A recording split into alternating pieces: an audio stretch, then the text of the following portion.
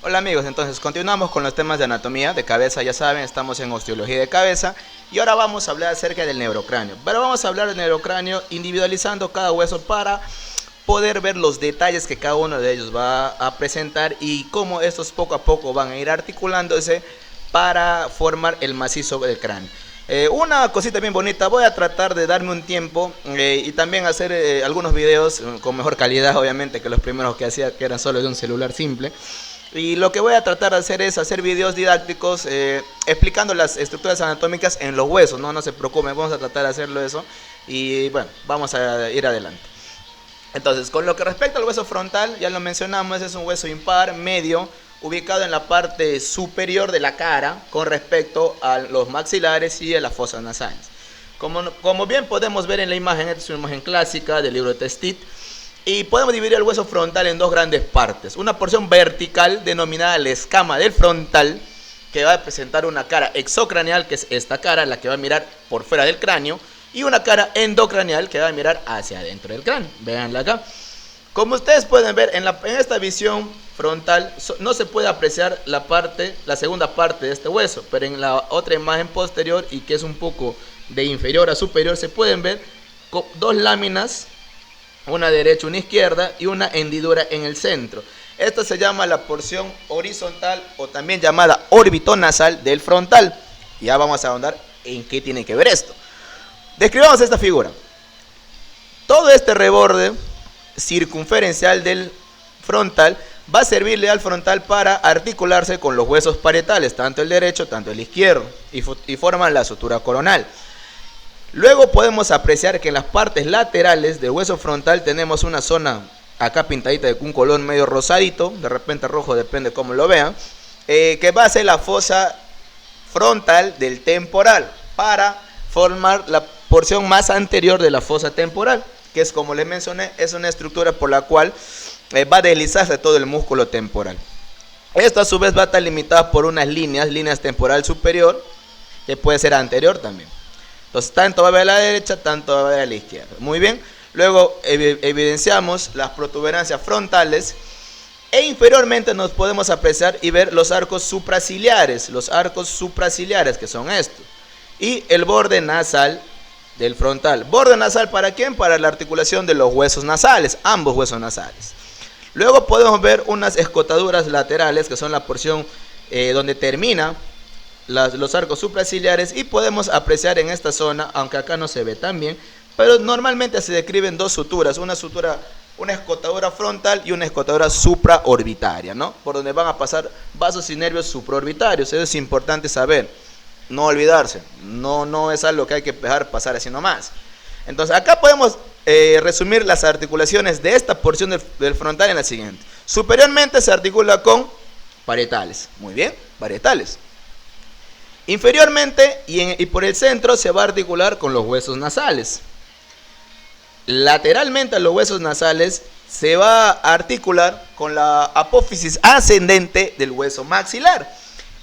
Lateralmente se va a articular también con la porción superior de la apófisis frontal del hueso cigomático. Nos estamos viendo que tiene varias articulaciones este huesito y por eso es muy importante, ¿no es cierto? Básicamente no hay que olvidar eso. Obviamente no hay que olvidar que en toda esta zona se va a insertar el vientre anterior del músculo occipito frontal o también solo el músculo frontal, ¿no? Dependiendo qué literatura estés leyendo, ¿no?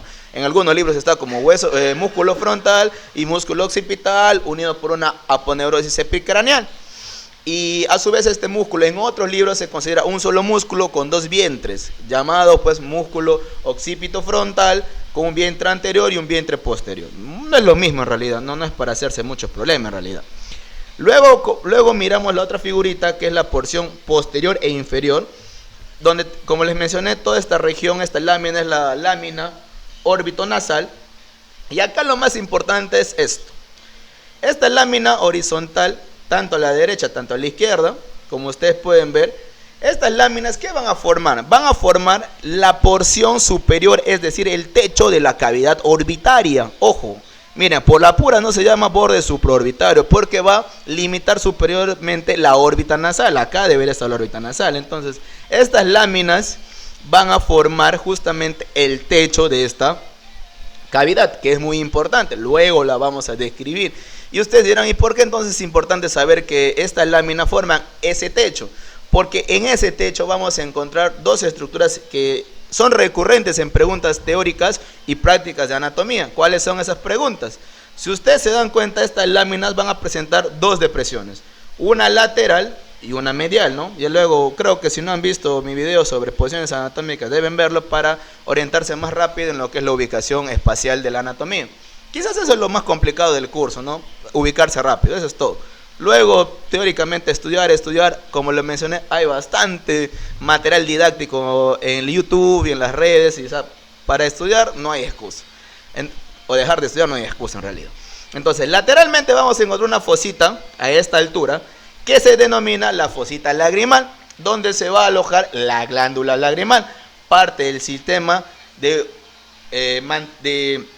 excreción y humectación de la cavidad nasal y cavidad orbitaria. Luego vamos a ahondar en eso, el sistema excretor de las lágrimas. Pero aquí se debe encontrar esa glándula.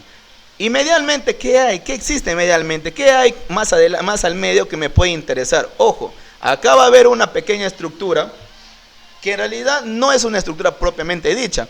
Va a haber una fosita que se denomina la fosita troclear. Ajá, así con ese nombre, fosita troclear. ¿Y para qué me sirve esa fosita troclear? ¿O qué debo saber que hay ahí? Esa fosita va a servir como polea de reflexión del músculo oblicuo superior del ojo. Un músculo muy importante que le permite hacer al globo ocular ciertos movimientos específicos. Entonces, medialmente, fosita troclear, lateralmente, fosita lagrimal. Entonces, eso no hay que olvidar, son preguntas de cajón que todo estudiante debe saber. ¿Qué hay acá? ¿Qué hay acá? ¿Qué se aloja? ¿Qué no se aloja? Obviamente, si ustedes van más allá, si acá estamos diciendo que se inserta la polea de reflexión del músculo oblicuo superior del ojo y es un músculo, en anatomía yo debo saber, pues, cuál es la función de ese músculo. Y la función pues la va a aplicar al globo ocular. Luego, ¿qué debo saber?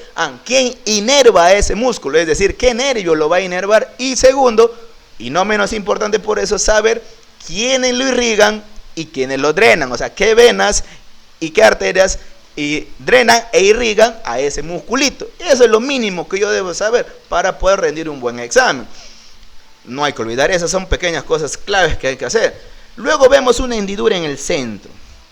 Una hendidura en el centro. ¿Y para qué me sirve esa hendidura en el centro? Esa hendidura en primer lugar se llama la hendidura etmoidal del frontal. Ojo, normalmente las estructuras de los huesos se nombran dirigidas hacia qué estructura está relacionada. Por ejemplo, esta es la hendidura etmoidal del frontal. Porque en esta hendidura se va a alojar una parte superior conformada por la crista galla y la lámina cribosa del etmoides, que va a entrar aquí, va a entrar a engastarse y a articularse. Por eso esta es la lámina etmoidal del frontal para el etmoides. Listo, se acabó. No nos hagamos problemas con la nomenclatura. Parece complicado, pero poco a poco va a ir fluyendo y vamos a hablar muy bonito como buenos anatomistas.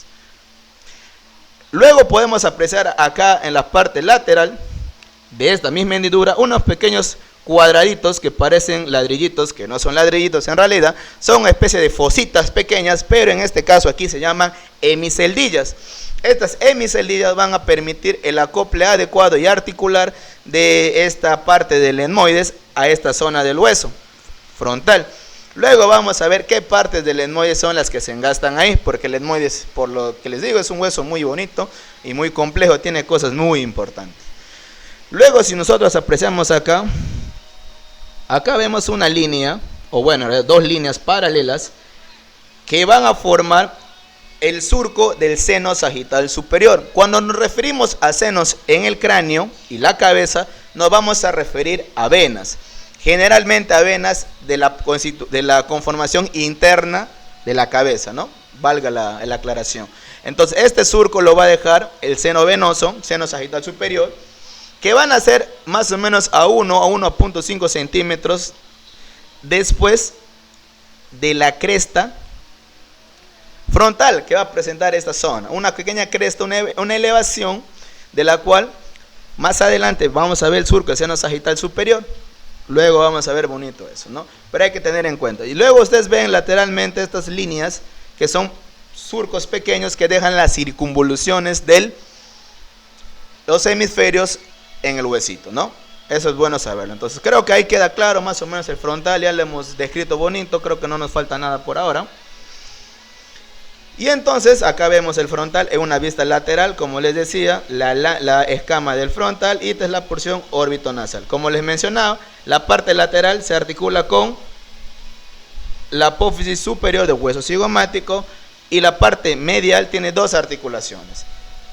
En la parte más medial o media se articula con los huesos nasales o propios de la nariz, que también se llaman así, y la apófisis ascendente del hueso maxilar. Aquí parece el mismo color, pero en realidad no lo es, hay que tener claro eso, ¿no?